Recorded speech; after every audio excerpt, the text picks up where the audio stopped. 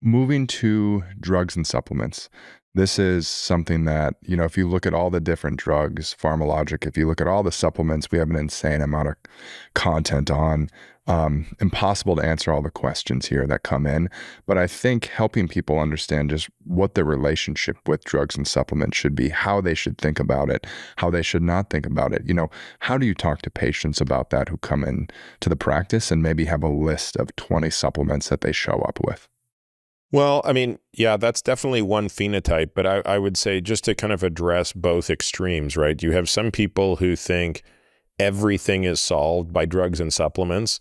And then you have people who think you should never take a drug or a supplement. And so I just always kind of try to remind people, like, drugs and supplements are just a tool. It's like, to say I never want to take a drug is kind of like, telling a contractor, hey, please do a good job building my house, but just never use the hammer, or never use the Phillips screwdriver. You can use the Robertson, but not the Phillips. You just want to have tools. We just want to have tools. And the best contractor and carpenter and tradesman is going to have the most tools and the most facility with knowing how and when to use them. So that said, we do kind of, especially on the supplement side, have a framework because, as you said, there's an infinite number of supplements. There's a finite number of regulated drugs, but a non-finite number of supplements. So you have to have a framework for this thing, right?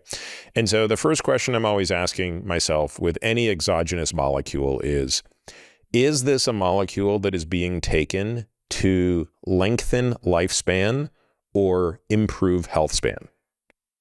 You would be amazed at how many times I ask somebody who's taking a supplement which of those two they're taking it for. Usually you get a very blank stare.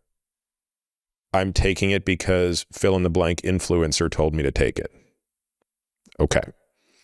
So let's say we can establish that you are taking this for one of those reasons. It's either going to make me live longer or it's going to improve my physical, cognitive, or emotional health.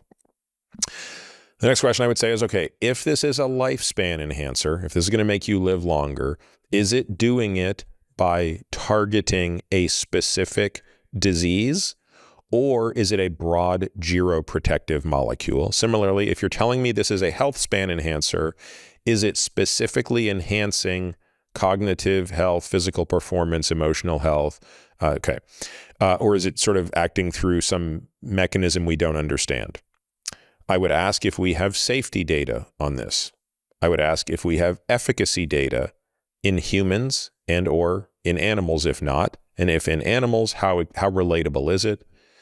If it's a supplement, I would ask, how can we control for purity, right? How do we know that what the bottle says is in it is actually what's in it, and that nothing that's not supposed to be in it isn't in it? There are a few more questions, but that's the long and short of it. And so I think one needs to go through that type of exercise and put that type of filter to everything. And then, and only then, I think, should we go down the path of, okay, what supplements do we want to use?